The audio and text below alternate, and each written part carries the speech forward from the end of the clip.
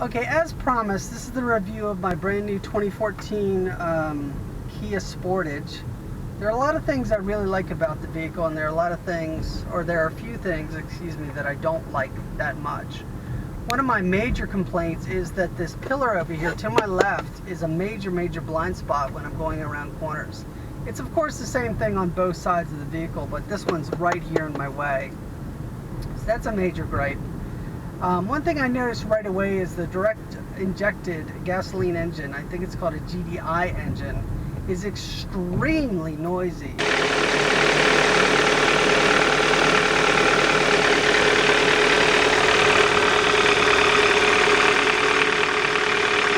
At idle. It sounds like valve train noise, but it's not. I did some reading on it, and it seems that when you have a direct injected gasoline engine, or a diesel for that matter, the injectors have to be at a really high pressure, so you hear the valves inside the injectors coming on and off, and it's a very distinct ticking noise. And like I said, it sounds like valve train noise. It goes away once you come off of idle. You know, once you drive away, you don't even notice it. But you really notice it when it's cold outside. Say you come out on a 32-degree day and the car is cold, man, it makes quite a racket. And for a new car, when I just got it, it worried me a little bit until I figured out what it was. So there's a noisy engine that doesn't bother me that much now that I know what it is. There's the gas mileage where I'm getting 24 miles per gallon to 24.5 miles per gallon without the eco button pushed, and with the eco button I'm getting around 25.3 miles per gallon, so it's not that much better. However, when you have the eco button pressed in, it's a much less enjoyable drive. The car feels a little sluggish, which brings me to another point. Off of idle, when you're sitting at a stop sign and you take off, the car seems to stumble just very slightly. You can feel just a very mild stumble, and I don't think most people are going to notice that, but someone like me does.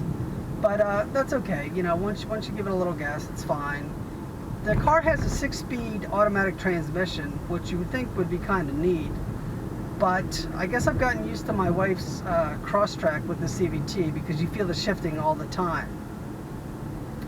So I don't give this car a lot of acceleration because it just feels like I'm wasting gas. And it's spring now, so I don't have a chance to take it out in the snow to see how the all-wheel drive is going to match up. I wish I could do that. I can't do that now. We'll have to wait till next summer. Excuse me. We'll have to wait till next winter, or maybe I'll take it off-roading in the mud or something like that. But I really like the car otherwise. I just have these few gripes. I can tell you that 24.5 miles per gallon it's a very different feeling from what I was getting in my Mazda, which was 28.9. Okay, so handling. How does the car handle? For what the car is, I believe it handles superbly. It's not as good as my wife's XV Crosstrack, but it's very good. I think the reason it is not quite as good as my wife's car is because it's a little more top heavy. Even though my wife's car has more ground clearance, this car is taller, or most of the weight is up higher. So so it's a little top heavy. The center of gravity is a little higher. It doesn't handle quite as well, but it handles well for what it is.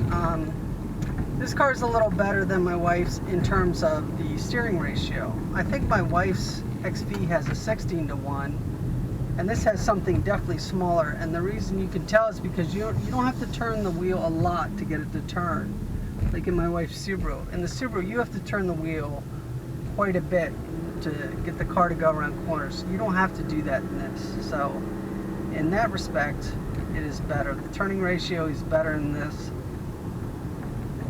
or the gear ratio of the steering wheel. Turning ratio to actually turn around is actually pretty good in this car. I haven't had any problems with it. Acceleration is a little lacking, I can tell you. I've run out of pedal on quite a few occasions on the highway, trying to merge into traffic.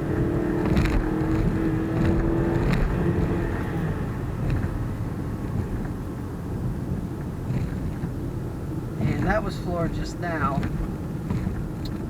Now you can drive the car around and it's fine, it's just that when you're trying to merge into traffic you'll notice it's a little lacking. I wasn't able to evaluate this vehicle for towing yet because I simply cannot find a wiring harness for this 2014 Sportage. Apparently there was a difference between the 2013 model and the 2014, so when I contacted eTrailer to see what kind of wiring harness I needed, they didn't know. They said it was being evaluated. There must have been some change. And I hope there was a change, because looking at the procedure to wire this thing up, or the wire the 2013 up for trailer, it was a bit of a nightmare. It was kind of ridiculous, all the different wires you had to run in all the different places. Now that's compared to my wife's Subaru XV Crosstrek, which had a plug right there made just to plug in, so you can plug in your wiring trailer adapter right into it.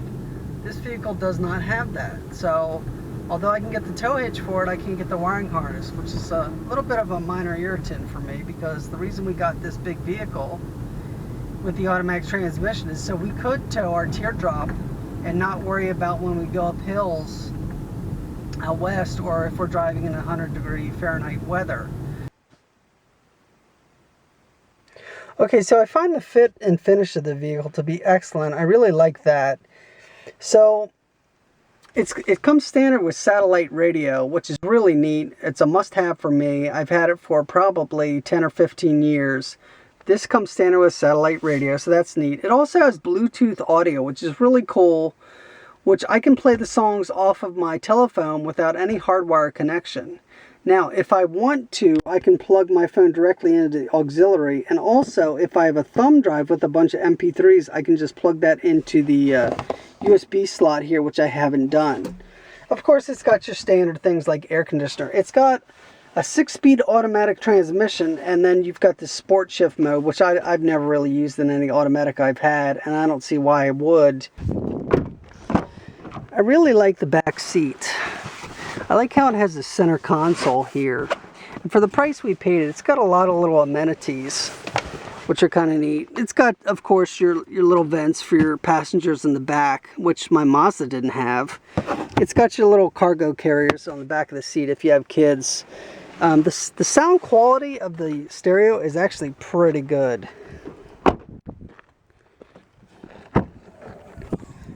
One feature that I didn't really pay attention to when we were buying the car that I found out later, it has these reclining seats, which I think is really cool.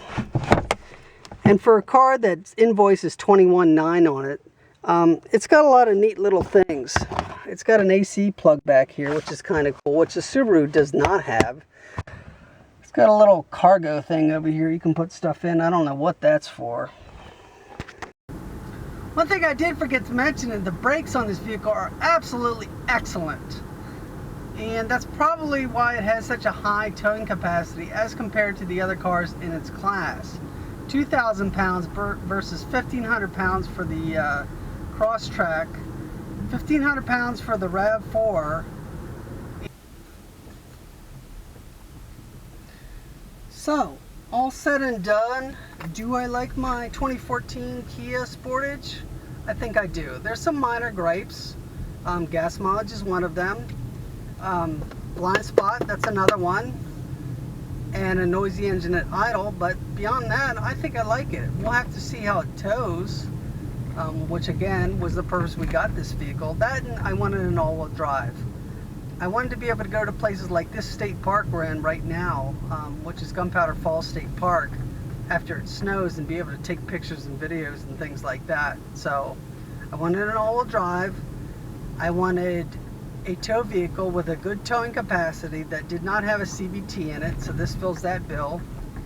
And as I said, this car handles very well. Acceleration is a little lacking, but for a car that invoiced at $21,900, I think it is stellar. You know, it comes with the Bluetooth audio, comes with satellite radio. These are all standard options.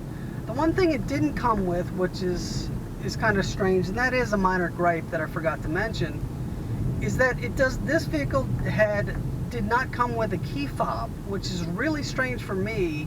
When you have a vehicle with electronic door locks, I assume they always came with key fob, but that's not the case.